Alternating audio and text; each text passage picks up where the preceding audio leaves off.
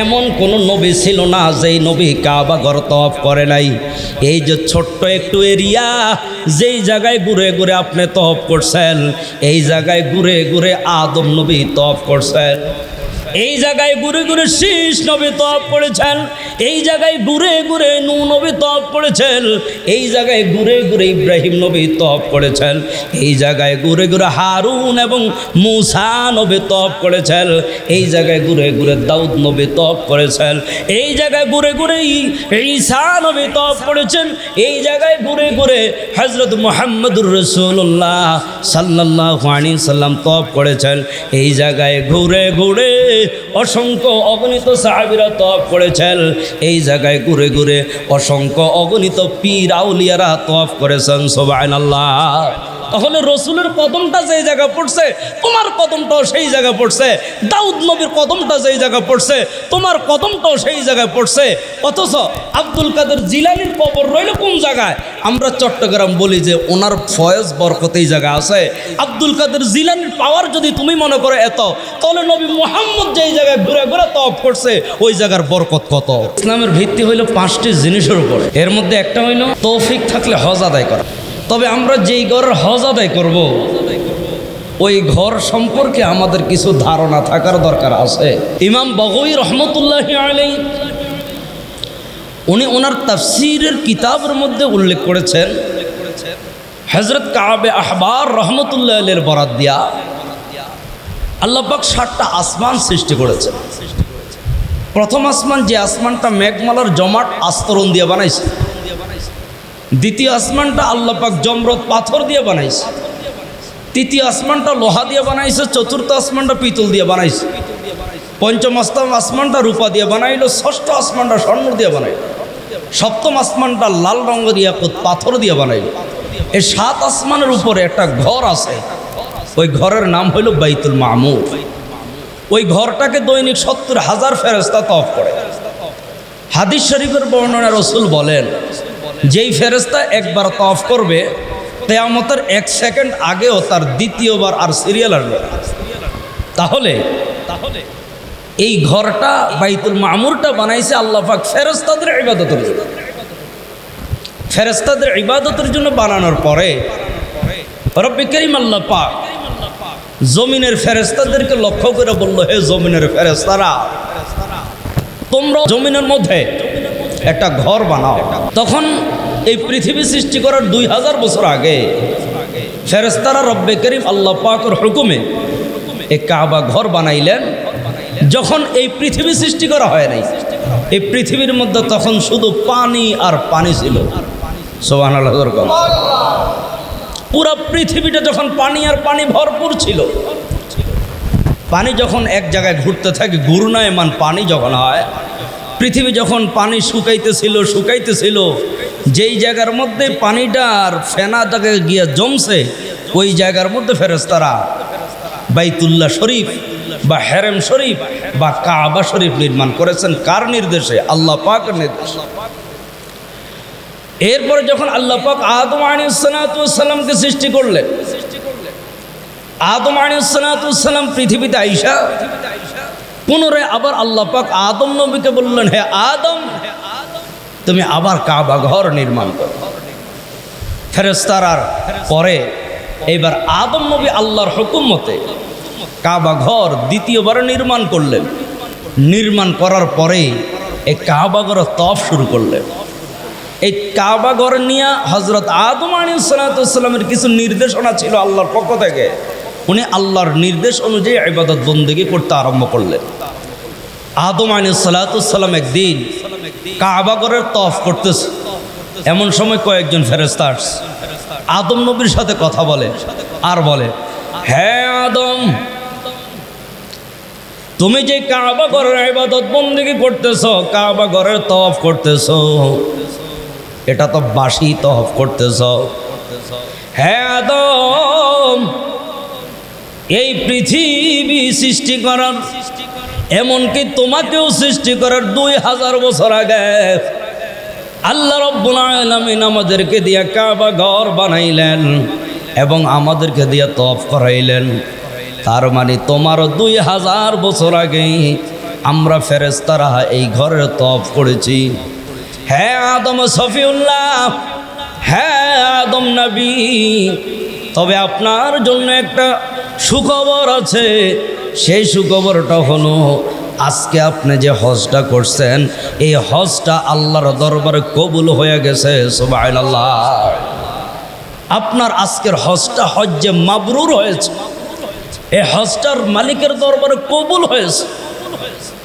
ভাইরা আমার, হজ করা অতি সহজ, কিন্তু হজটা হজ্জে মাবরুর হওয়া বড় কঠিন। হজ আদায় করবেন ঠিক আছে, কিন্তু হজটা আল্লাহর দরবারে কতটুকু কবুল হয় এই বিষয়টাও মাথায় রাখতে হবে। হজ আল্লাহর দরবারে যাতে কবুল হয় কয়েকটা জিনিস ফলো করবেন।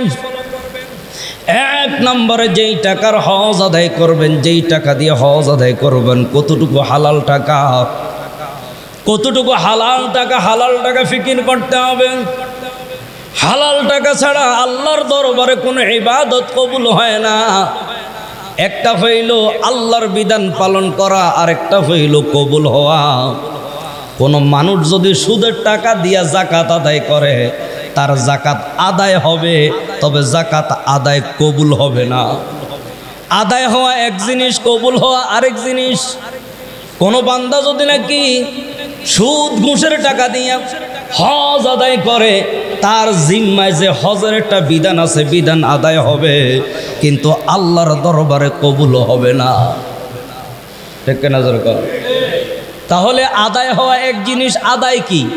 কালিমা পড়তে হবে, নামাজ পড়তে হবে, রোজা রাখতে হবে, যাকাত আদায় করতে হবে, হজ আদায় করতে হবে। এই যে আদায়, আদায় হবে হারাম টাকা দিয়েও, কিন্তু কবুল হবে না।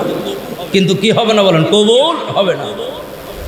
শুধুমাত্র হজ আর যাকাতের ক্ষেত্রে না, নামাজ পড়তে মসজিদে আসলাম, একটা হইল আদায় হওয়া আর একটা হইল কবুল হওয়া। তা আপনি যখন হজ করবেন, এক নম্বর বিষয় ফিকির করবেন হালাল টাকা। আদম আলাইহিস সালাতু ওয়াস সালাম কে ফেরেশতারা ডাক দিয়ে, আদম আমরা ফেরেশতারা বলতে পারি কোন ইবাদতটা কবুল হলো আর কোন ইবাদতটা কবুল হয় নাই। আজকে আপনার ইবাদতের সিস্টেম দেখা আমরা ফেরেশতারা ঘোষণা দিলাম আপনার হজটা হজ্জে মাবরুর হয়েছে। সুবহানাল্লাহ। তাহলে কাবাঘর সর্বপ্রথম নির্মাণ করলো ফেরেশতারা, দ্বিতীয় নম্বরে কাবাঘর নির্মাণ করলো হযরত আদম সফিউল্লাহ, তৃতীয় নম্বরে কাবাঘর নির্মাণ করলেন হযরত শীশ আলাইহিস সালাতু ওয়াস সালাম। কিন্তু শীশ আলাইহিস সালাতু ওয়াস সালাম যে কাবাঘরটা বানাইলেন, নির্মাণ করলেন একই জায়গায়, এই কাবাঘরটা পরবর্তীতে নূহ আলাইহিস সালাতু ওয়াস সালাম 950 বছর দিনের দাওয়াত দেওয়ার পর মানুষ যখন দিন কবুল করে না, আল্লাহর কাছে বদদোয়া করলেন, মালিক আমার, ও আসমানের মালিক, আমার উম্মতদেরকে 950 বছর দিনের দাওয়াত দেওয়ার পরে মাত্র 80 থেকে 82 জন মানুষ কালিমা পড়লো, মুসলমান হইল, বাকি কেউ ঈমান আনলো না। 950 বছরের ফলাফল বুঝি এত কম হবে? আমি বুঝতে পেরেছি এই জাতির অন্তরের মধ্যে মোহর মেরে দেওয়া হয়েছে, এই জাতি আর কখনো ঈমান আনবে না। আয় আল্লাহ তাআলা, আপনি আমার উম্মতদেরকে পানিতে ডুবাইয়া মারেন। আমার আল্লাহ নবীদের দোয়া ফেরত দেন না। নূহ নবীর দোয়ার প্রার্থনা, নূহ নবীর প্রার্থনা মঞ্জুর কইরা আমার আল্লাহ মহাপ্লাবন দিয়া, মহাবন্যা দিয়া, মহাপ্লাবন দিয়া তার সব উম্মতদেরকে ধ্বংস করে দিল। শুধুমাত্র তাদেরকে বাদ দিয়া যারা নাকি ইমানদার মুমিন মুসলমান, তাদেরকে আল্লাহ বাঁচাইয়া দিল। এই যে মহাপ্লাবন দিল, এই মহাপ্লাবনের সময় ওই যে শীশ আলাইহিস সালাতু ওয়াস সালাম যেই কাবা ঘর নির্মাণ করেছেন, ওই কাবার ঘরটা ধ্বংস হয়ে গেল, নিঃশেষ হয়ে গেল।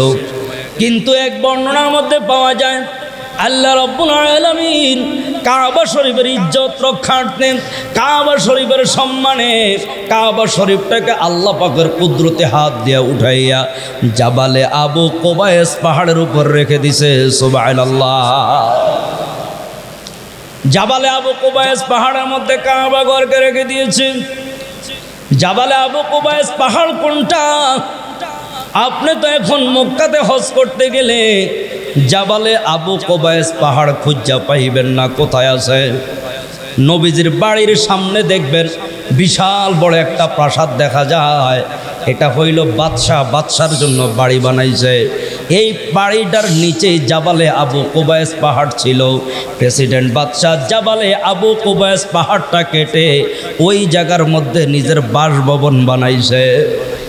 ঠিক কিনা জোরে কোন? এটাকে বলা হয় জাবালে আবু কুবাইস পাহাড়। আল্লাহ রাব্বুল আলামিন কাবা ঘরের ইজ্জত রক্ষার্থে জাবালে আবু কুবাইস পাহাড়টার ভিত্তিটা উঠাইয়া, এমনই ভাবে কাবা ঘরের ভিত্তিটা উঠাইয়া জাবালে আবু কুবাইস পাহাড়ের মধ্যে রেখে দিয়েছে। এইভাবে দেখা যায় তৃতীয় নম্বরবার নির্মাণ করলেন হযরত শীষ নবী। চতুর্থবারে কাবা ঘর নির্মাণ করলেন হযরত ইব্রাহিম আলাইহিস সালাতু ওয়াস সালাম। ইব্রাহিম আলাইহিস সালাতু ওয়াস সালামকে আমার আল্লাহ ডাক দেয়া বলে, ইব্রাহিম রা, ও ইব্রাহিম কাবা ঘর নির্মাণ করো। হ্যাঁ ইব্রাহিম কাবা ঘর নির্মাণ করো। ইব্রাহিম আলাইহিস সালাতু ওয়াস সালাম ডাক দেয়া গো, প্রভু হ্যাঁ কাবা ঘর নির্মাণ করব। কোথায় নির্মাণ করব কোনো চিহ্ন নাই, কোন জায়গায় নির্মাণ করব কোনো চিহ্ন নাই। আমার আল্লাহ ডাক দেয়াকে, ইব্রাহিম নবী টেনশন করো না, এই মুহূর্তে হযরত জিব্রাইলকে পাঠায়া দিব। জিব্রাইল দাগ চাইনা দিবে কোন জায়গাটার মধ্যে কাবা ঘর আছে। ভাইরা আমার এখন প্রশ্ন হতে পারে, আল্লাহ রাব্বুল আলামিন যদি নাকি কাবা ঘরটাকে উঠাইয়া জাবালে আবু কুবাইস পাহাড়ের মধ্যে রেখে দেয়, তাহলে ইব্রাহিম নবী চিল্ল না কে? বলে বিল্ডিং উঠায় নাই, কাবা শরীফের ভিত্তি উঠাইয়া রাখছিল। কাবা শরীফের ফাউন্ডেশন উঠাইয়া রাখছে, আবার আপন জায়গায় সেটিং করে দিল। কিন্তু কালের পরিবর্তে এই ভিত্তিটাও জমিনের সাথে মিশে গেল। এইবার ইব্রাহিম নবী ডাক দেয়া, আল্লাহ জিব্রাইল তো ডাক টেনে গেল, কিন্তু আমার শরীরে তো শক্তি কম, আমি কেমন করে তার ভিত্তি উঠাইব? আমার আল্লাহ রাব্বুল আলামিন ডাক দেখো, বন্ধু ইব্রাহিম টেনশন করো না গো, এই মুহূর্তে আমি আল্লাহ জান্নাত থেকে একটা প্রাণী পাঠায়া দিব। ওই প্রাণীটার নাম হইল হাজুজ। হাজিম ওয়াওজা, হাজুজ নামক প্রাণী পাঠায়া দিব। ওই প্রাণীটার মাথা হইল ভেকুর মতো। ওই প্রাণীটা এমনই ভাবে মাটি উঠাইবে, মাটি উঠাইয়া তোমার কাবা ঘরের ভিত্তি বের করে দিবে। ভাইয়েরা আমার, যেই কথা সেই কাজ। আল্লাহ রাব্বুল আলামিন হাজুজ নামক প্রাণী পাঠায়া দিলাম। ওই হাজুজ নামক প্রাণী আইসা কাবা ঘরের কাজের মধ্যে সহযোগিতা করলো। এক পর্যায়ে দেখা যায় কাবা ঘরের ভিত্তি বের করে দিল। জোরে কোন সুবহানাল্লাহ। তার মানে চতুর্থবারে যে কাবা ঘর নির্মাণ করতেছে ইব্রাহিম নবী, ইঞ্জিনিয়ার হইল জিব্রাইল আলাইহিস সালাতু ওয়াস সালাম, আর মিস্ত্রি হইল ইব্রাহিম নবী। সাথে যিনি সহযোগিতা করে বা লেবার বা হেল্পার হইল হযরত ইসমাইল নবী। জোরে কোন সুবহানাল্লাহ। এক পর্যায়ে যখন নাকি দেওয়াল বুক বরাবর উঠে গেল, ইব্রাহিম নবী এখন আর দেওয়াল লাগাল পায় না। আল্লাহর কাছে ডাক দেয়া, আল্লাহ আমি তো এখন আর নাগাল পাই না, এখন কেমন করে গাঁথনি করব? আমার আল্লাহ ডাক দেখা, হ্যাঁ ইব্রাহিম নবী টেনশন করো না, এখন এই একটা জান্নাত থেকে পাথর পাঠায়া দিব গো। ওই পাথরটা বর্তমানে লিফটের কাজ করবে। জোরে কোন সুবহানাল্লাহ। ওই পাথরটা লিফটের কাজ করবে। তোমার যতটুকু প্রয়োজন তুমি পাথরের মধ্যে দাঁড়াইবা, ওই পাথরটা অটোমেটিক উপরে উঠবে, আবার অটোমেটিক নিচের দিকে নামবে। ইব্রাহিম নবী টেনশন করো না, এই পাথরটা শক্ত হবে না, যার কারণে তুমি পা রাখতে রাখতে তোমার পায়ের মধ্যে ঠোস পড়ে যাবে। আমি আল্লাহ ঘোষণা দিলাম ওই পাথরটা সম্পূর্ণ নরম থাকবে। জোরে কোন সুবহানাল্লাহ। ওই পাথর এখনো কাবা ঘরের সামনে আছে নাকি নাই? জোরে কোন। মাকাম ইব্রাহিম বলা হয়েছে, এটাকে আমার আল্লাহ কোরআনের ভাষায় আল্লাহ বলছেন ফিহি আয়াতুম বাইয়িনাতুম মাকাম ইব্রাহিম, এটাকে বলা হয়েছে মাকাম ইব্রাহিম। ওই মাকাম ইব্রাহিমের সামনে দাঁড়াইয়া মুমিন তুমি যদি নাকি 2 রাকাত নামাজ পড়তে পারো, এটা গোলাম আজাদ করার সমান পরিমাণ সওয়াব দেওয়া হবে। সুবহানাল্লাহ। ভাইরা আমার লক্ষ্য করে দেখেন, এইভাবে দেখা যায় ইব্রাহিম আলাইহিস সালাম ইসমাঈল আলাইহিস সালাম সহকারে কাবা ঘর চতুর্থবারে নির্মাণ করে ফেললেন। পঞ্চমবারে কাবা ঘর নির্মাণ করলেন আমালেকা সম্প্রদায়ের লোকেরা। ষষ্ঠবারে কাবা ঘর নির্মাণ করলেন বনু জুরহুম গোত্রের লোকেরা। সপ্তমবারে কাবা ঘর নির্মাণ করলেন নবীজির পঞ্চম ঊর্ধ্বতন দাদা কোসাই। রসুলের পঞ্চম ঊর্ধ্বতন দাদা কোসাই। নবীজির বাবার নাম আব্দুল্লাহ, আব্দুল্লাহর বাবার নাম আব্দুল মুত্তালিব, আব্দুল মুত্তালিবের বাবার নাম হাশেম, হাশেমের বাবার নাম আব্দে মানাফ, আব্দে মানাফের বাপের নাম কোসাই। এই রসুলের পঞ্চম ঊর্ধ্বতন দাদা কোসাই কাবা শরীফকে সপ্তমবারে নির্মাণ করলেন। জোরে কোন সুবহানাল্লাহ। অষ্টমবারে কাবা ঘর নির্মাণ করলেন কুরাইশেরা। তখন আমার রসুল ছোট। ওই কাবা ঘর অষ্টমবারে কুরাইশেরা যখন নির্মাণ করে, তখন আমার রসুল ওই কাজের মধ্যে শরীক হলো। তখন তাদের মধ্যে উলঙ্গ হওয়াটা কোনো বিষয় ছিল না। যেই কেউ ওই উলঙ্গ হয়ে কাজ করত, ছোট বাচ্চারা তো হরহরে উলঙ্গ থাকতো।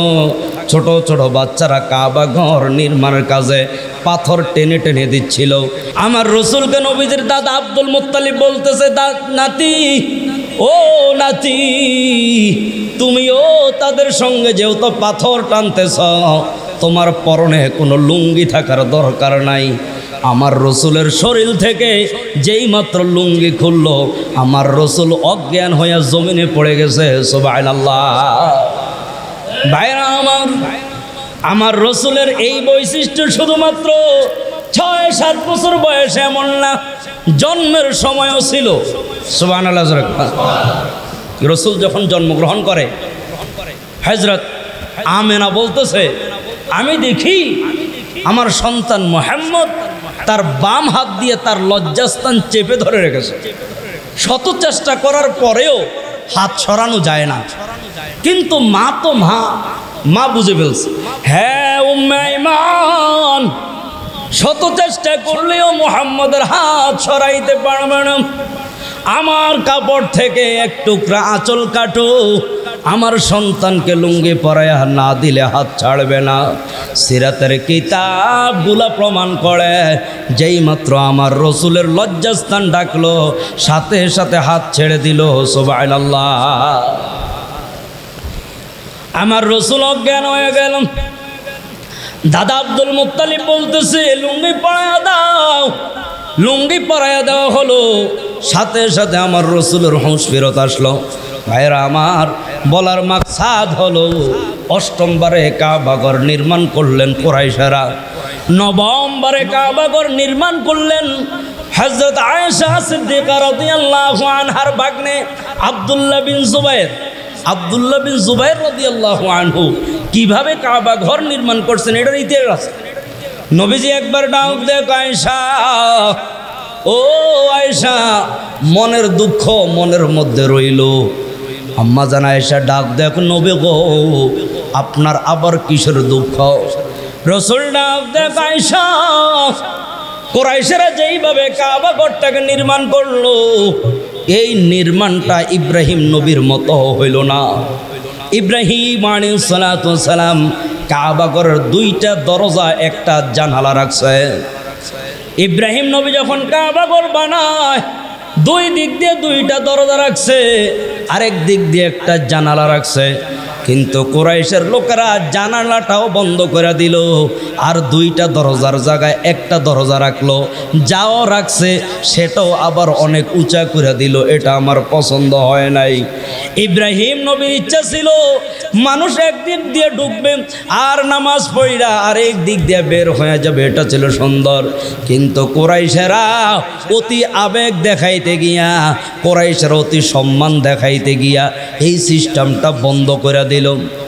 আম্মা জান আয়েশা সিদ্দিকা বলেন, ইয়া রাসূলুল্লাহ, ইয়া হাবিবাল্লাহ, আপনি হইলেন দয়ার কান্ডারি, আপনি হইলেন রহমাতুল লিল আলামিন, আপনি হইলেন হাবিবুল্লাহ, আপনি নির্দেশ দিতে দেরি হবে, আপনার সাহাবীরা কাবা ঘর ভেঙ্গে আপনার মন মতো করে দিবেন।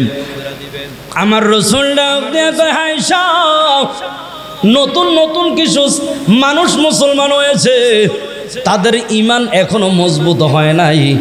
এখন যদি আমি কাবা ঘর ভাঙতে যাই, তারা বলবে কেমন ইসলাম, কাবা ঘর একবার ভাঙে একবার গড়ে।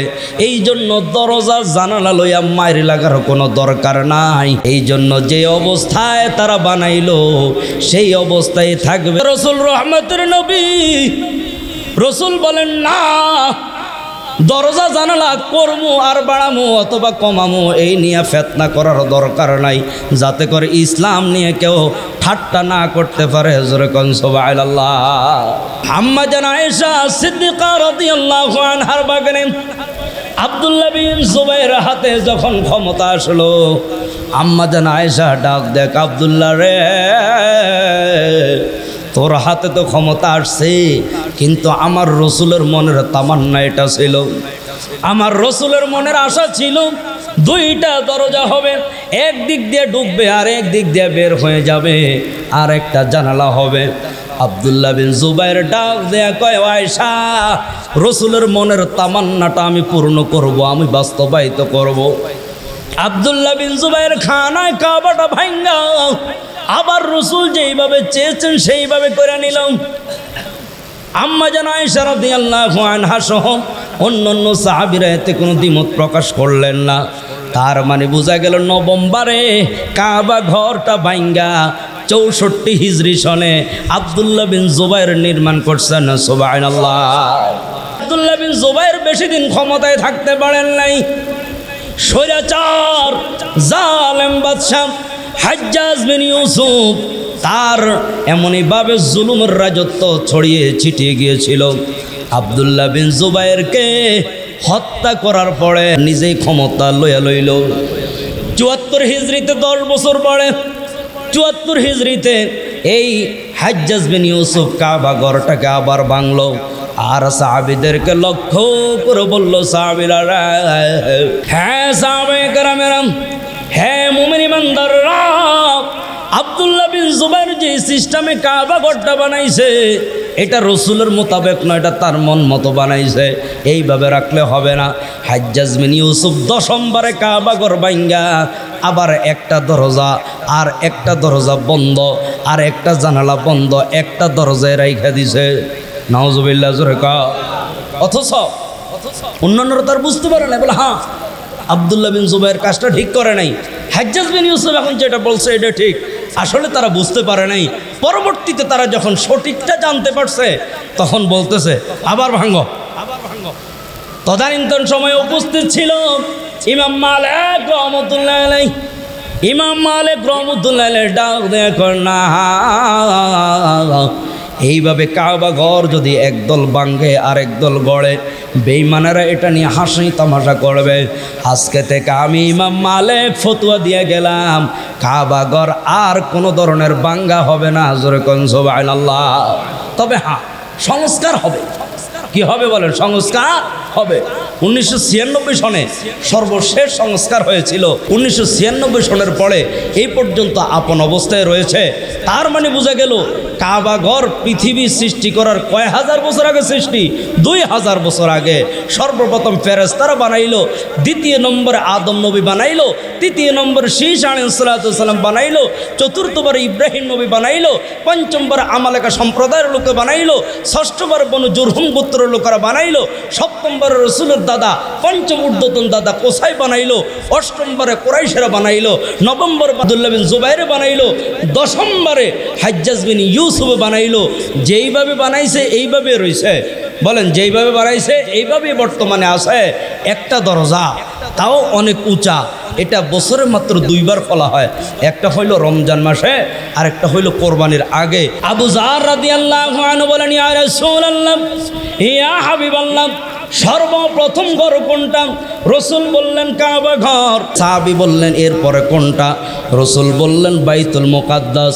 এইবার আবু যর বললেন 2টার মধ্যে ব্যবধান কত? আমার রসুল বললেন 40 বছর। তার মানে কাবা ঘর নির্মাণের 40 বছর পরে যেই ঘরটা বানাইলেন সেটা হইল বাইতুল মুকাদ্দাস, সেটা হইল ফিলিস্তিনের বাইতুল মুকাদ্দাস। 2টার মধ্যে নামাজ পড়ার আলাদা আলাদা ফজিলত আছে নাকি নাই? জোরে কান। আল্লাহ রাব্বুল আলামিন এবার বলছেন লাল্লাযী বিবাক্কাতা, এই কাবা ঘরটা মক্কায় আছে। মক্কার 2টা নাম, একটা হলো মক্কা আর একটা হলো বাক্কা। তাহলে বাক্কা আর মক্কার মধ্যে কিছু তফাৎ আছে। যেই জায়গার মধ্যে হাজী সাহেবরা তাওয়াফ করে এটা হইল বাক্কা, আর পরিপূর্ণ শহরটা হইল মক্কা। এই জন্য আল্লাহ পাক কোরআনুল কারীমের মধ্যে মক্কা শব্দ ব্যবহার না কইরা বাক্কা শব্দ কেন ব্যবহার করছেন এটার লম্বা আলোচনা অতীত বছরগুলাতে আমি লম্বা আলোচনা করেছি। এরপরে আল্লাহ বলছেন মুবারাকা, এই কাবা ঘরটাকে আমি আল্লাহ বরকতময় বানাইলাম। কি বরকতময় বানাইলো? যে নাকি সর্বপ্রথম মক্কায় যায়, কাবা ঘরের দিকে তাকাইয়া যেই দোয়া করবে সাথে সাথে সেই দোয়া কবুল হয়ে যাবে। একটু জোরে কও ভাইরা আমার। আল্লাহ বলছেন মুবারাকা, আমি আল্লাহ কাবা ঘরটাকে বরকতময় বানাইলাম। কেমনে বরকতময় হইল? দৈনিক 100টা রহমত কাবা ঘরে নাজিল হয়, সেখানে যারা যায় তাদের উপরে রহমত নাজিল হয়। সুবহানাল্লাহ। দৈনিক 100টা রহমত কাবা ঘরের মধ্যে নাজিল হয়। শুধু 60টা রহমত নাজিল হয় যারা নাকি কাবা ঘর তওয়াফ করতে থাকে তাদের উপরে। 20টা রহমত নাজিল হয় যারা ইবাদতের মধ্যে থাকে, আর 20টা রহমত নাজিল হয় যারা শুধু কাবার দিকে চাইয়া থাকে। সুবহানাল্লাহ। কাবার দিকে তাকায়া থাকলেও গুনাহ মাফ হয়, এবং কাবার দিকে তাকায়া থাকলেও আল্লাহর পক্ষ থেকে রহমত নাজিল হয়। জোরে কোন সুবহানাল্লাহ। কাবা ঘরটা কেমনে বরকতময় হইল? হ্যাঁ, পৃথিবীর মানুষেরা এমন কোন নবী ছিল না যেই নবী কাবা ঘর তওয়াফ করে নাই। এই যে ছোট্ট একটু এরিয়া, যেই জায়গায় ঘুরে ঘুরে আপনি তওয়াফ করছেন, এই জায়গায় ঘুরে ঘুরে আদম নবী তওয়াফ করছেন। এই জায়গায় ঘুরে ঘুরে শীষ নবী তওয়াফ করেছেন। এই জায়গায় ঘুরে ঘুরে নূহ নবী তওয়াফ করেছেন। এই জায়গায় ঘুরে ঘুরে ইব্রাহিম নবী তওয়াফ করেছেন। এই জায়গায় ঘুরে ঘুরে হারুন এবং মূসা নবী তওয়াফ করেছেন। এই জায়গায় ঘুরে ঘুরে দাউদ নবী তওয়াফ করেছেন। এই জায়গায় ঘুরে ঘুরে ঈসা নবী তওয়াফ করেছেন। এই জায়গায় ঘুরে ঘুরে হযরত মুহাম্মদুর রাসূলুল্লাহ সাল্লাল্লাহু আলাইহি সাল্লাম তওয়াফ করেছেন। এই জায়গায় ঘুরে ঘুরে অসংখ্য অগণিত সাহাবীরা তওয়াফ করেছেন। এই জায়গায় ঘুরে ঘুরে অসংখ্য অগণিত পীর আউলিয়ারা তওয়াফ করেছেন। সুবহানাল্লাহ। তাহলে রসুলের কদমটা যেই জায়গা পড়ছে তোমার কদমটাও সেই জায়গা পড়ছে। দাউদ নবীর কদমটা যেই জায়গা পড়ছে তোমার কদমটাও সেই জায়গায় পড়ছে। অথচ আব্দুল কাদের জিলানীর কবর রইল কোন জায়গায়? আমরা চট্টগ্রাম বলি যে ওনার ফয়েজ বরকত এই জায়গায় আছে। আব্দুল কাদের জিলানীর পাওয়ার যদি তুমি মনে করো এত, তাহলে নবী মুহাম্মদ যেই জায়গায় ঘুরে ঘুরে তওয়াফ করছে ওই জায়গার বরকত কত? ঠিক কিনা জোরে কান ভাইরা আমার। কাবা ঘরের যেই দিকে তাকাইবেন ওই দিকেই বরকত আর বরকত। কাবা ঘরের ছাদের পানি যেই জায়গার মধ্যে পড়ে, এই যে বললাম হাতিমে কাবা, হাতিমের কাবার ঠিক উপর বরাবর একটা পাইপ দেওয়া আছে, স্বর্ণের একটা নালা দেওয়া আছে, এখান থেকে পানি নিচে পড়ে। এটার নাম হইল মিজাবে রহমত। এটার নাম হইল মিজাবে রহমত। মিজাবে রহমতের সামনে দাঁড়াইয়া যেই দোয়া করবা সেই দোয়া আল্লাহ কবুল করে নেয়। সুবহানাল্লাহ। এই জায়গার নিচেই তো বললাম হাতিমে কাবা 2 রাকাত নামাজ পড়লে এমনইভাবে 2 লক্ষ রাকাতের সওয়াব হয়। সুবহানাল্লাহ। ওই পাশে আছে আবার রুকনে ইয়ামানি। ওই রুকনে ইয়ামানির মধ্যে স্পর্শ করলে গুনাহ মাফ করে দেয়। কে জোরে কর।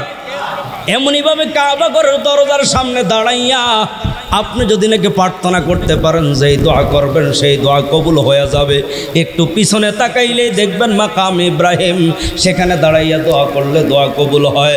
এমনইভাবে কাবা ঘরের দরজা এবং হাজর আসওয়াদ দুইটা জায়গার মাঝখানের জায়গাটার নাম হইল মুলতাজিম। এই মুলতাজিমের সামনে দাঁড়াইয়া যে দোয়া করবেন আল্লাহ কবুল করে নিবে সুবহানাল্লাহ। শুধু তাই নয়, একটা কালো পাথর আছে, এটাকে হাজরে আসওয়াদ বলা হয়। আমার রাসূল ডাক দেয়া কয় এই হাজরে আসওয়াদ পাথরটা কালো ছিল না, এটা সম্পূর্ণ সাদা ছিল, জান্নাত থেকে আসছে। মুশরিকেরা যখন তাতে হাত রাখলো সঙ্গে সঙ্গে সাদা পাথর কালো হয়ে গেছে। জোরে কোন নাউজুবিল্লাহ। হাদিসের মধ্যে আছে বান্দা যখন ওই হাজরে আসওয়াদ পাথরের মধ্যে স্পর্শ করবে, চুমু দিবে, বান্দার অল বর্ডের গুনাহ হাজরে আসওয়াদ পাথরের নিয়ে যায়। জোরে কোন সুবহানাল্লাহ। তাহলে আল্লাহ বলছেন মুবারাকা, এই কাবা ঘরটাকে আমি আল্লাহ বরকতময় বানাইলাম। কেমনে? আসর নামাজটা একা একে যদি বাসার মধ্যে নামাজ পড়েন, এক রাকাতের সওয়াব। সেম নামাজটা যদি আপনি পাঞ্জেগানা মসজিদে পড়েন, যেই মসজিদে জুমার নামাজ হয় না, এক রাকাতে 27 রাকাতের সওয়াব পাবেন। সেম নামাজটা যদি জুমার মসজিদে এসে পড়েন, এক রাকাতে 500 রাকাতের সওয়াব পাবেন। সেম নামাজটা যদি ফিলিস্তিনের বাইতুল মুকাদ্দাসে গিয়ে পড়েন, এক রাকাতে 25,000 রাকাতের সওয়াব পাবেন। সেম নামাজটা যদি মসজিদে মদিনার মসজিদে নববীতে গিয়ে পড়েন, এক রাকাতে 50,000 রাকাতের সওয়াব পাবেন। সেম নামাজটা যদি আপনি কাবা ঘরের সামনে দাঁড়াইয়া পড়েন, হেরেমের মধ্যে গিয়া পড়েন, এক রাকাতে 1,00,000 রাকাতের সওয়াব হয়। সুবহানাল্লাহ। এই জন্য আমার আল্লাহ বলছেন মুবারাকা, এই কাবা ঘরটাকে আমি আল্লাহ বরকতময় বানাইলাম। এক রাকাতে 1,00,000 রাকাত, এর চাইতে বড় বরকত আর কি? এক নজরে কান। এরপর আল্লাহ বলছেন ওয়া হুদাল লিল আলামিন, এই কাবা ঘরটাকে আমি আল্লাহ পৃথিবীবাসীর জন্য হেদায়েত বানাইলাম। হেদায়েত কিভাবে হইল?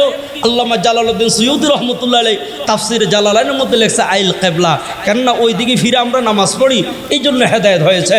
কিন্তু বড় হেদায়েত হইল আপনি আর আমার অন্তর তো পাষাণ, এই জন্য আমরা হেদায়েত পাই না। বহুত আল্লাহর বান্দা এমন ছিল কাবা ঘরে গেছে, কাবা ঘরের সোহবত পাইছে, এমন পরহেজগার হইছে, এমন হেদায়েত পাইছে, মরণ পর্যন্ত এক ওয়াক্ত নামাজও ছুড়ে নাই। সুবহানাল্লাহ। তাহলে আমি আর আপনি হেদায়েত পাই না দেখা এর উপর নির্ভর কইরা সকলের উপরে দোষারোপ চাপাইয়া দেওয়া এটা উচিত হবে না। ঠিক কিনা জোরে কান?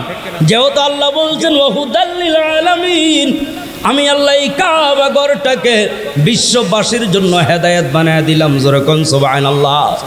এরপর আল্লাহ বলছেন ফিহি আয়াতুম বাইয়িনাত, সেখানে আরো অনেক নিদর্শন আছে। এর মধ্যে একটা নিদর্শন হইল জমজম কূপের পানি। ওই জমজম কূপের পানি আপনি দাঁড়াইয়া কিবলামুখী হইয়া যেই নিয়তে পান করবেন, ওই আশা পূরণ করে দিবে কে? জোরে কান। তবে রাসূল একটা দোয়া শিখাইয়া দেয়, এই দোয়াটা পড়ো, আল্লাহুম্মা ইন্নী আসআলুকা ইলমান নাফিআ ওয়া রিজকান ওয়াসিআ ওয়া শিফাআম মিন কুল্লি দা। রাসূল বললেন এই দোয়াটা পড়ো, আল্লাহুম্মা ইন্নী আসআলুকা ইলমান নাফিআ ওয়া রিজকান ওয়াসিআ ওয়া শিফাআম মিন কুল্লি দা। বড় বড় রোগ লইয়া যদি ওই পানিটা পান করতে পারেন, আল্লাহ শেফা দান করে দিবে। সুবহানাল্লাহ। তাহলে এইভাবে আরো আল্লাহ বলছেন মাকাম ইব্রাহিম, সেখানে মাকাম ইব্রাহিম আছে। ওমান দাখালাহু কানা আমেনা, যেই ব্যক্তি নাকি এই ঘরের মধ্যে প্রবেশ করবে, এই এরিয়ার মধ্যে, এই বাউন্ডারির মধ্যে প্রবেশ করবে, তাকে নিরাপত্তা দান করবেন কে? জোরে কান। এমনকি কোনো কাফের, কোনো চোর যদি নাকি চুরি কইরা যদি হেরেমের ভিতরে ঢুকে যায়, কোনো পাহলওয়ানের স্বাধীনতা নাই, ক্ষমতা নাই, তাকে ওই জায়গার মধ্যে শাস্তি দিবে, কেননা তাকে নিরাপত্তা দান করছেন কে? জোরে কান। একজন চোরও যদি নাকি ওই জায়গায় ঢুকে যায়, ওনাকে ওই জায়গায় শাস্তি দেওয়া যাবে না, ছলে বলে কৌশলে এখান থেকে বাইর করতে হবে, এরপরে সাজা দিতে হবে। ছলে বলে কৌশলে কিভাবে বাইর করবে? বলে সিস্টেম হইলো খাবার দাবার বন্ধ করে দিবে। সে কোথাও খাবার দাবার কোথা থেকে কিনতে পারবে না, এমনইভাবে পানি পান করতে পারবে না, এইভাবে সে বাধ্য হইয়া এই এরিয়া থেকে বের হবে, এরপরে তাকে সাজা দিবে। ওমর রাদিয়াল্লাহু আনহু বলেন, আমার আব্বারে কেউ যদি হত্যা কইরা এই এরিয়ার ভিতরে ঢুকে যায়, আমি ওমর ওয়াদা দিলাম আমি কখনো তার থেকে প্রতিশোধ নিব না। জোরে কোন সুবহানাল্লাহ। আব্দুল্লাহ বিন ওমর, ওমরের ছেলে বলে, আমার বাবা ওমরকেও যদি কেউ হত্যা করে এরিয়ার মধ্যে ঢুকে যায়, আমি তার ছেলে হইয়া বললাম তার থেকে প্রতিশোধ নিব না যতক্ষণ না বের না হবে। সুবহানাল্লাহ।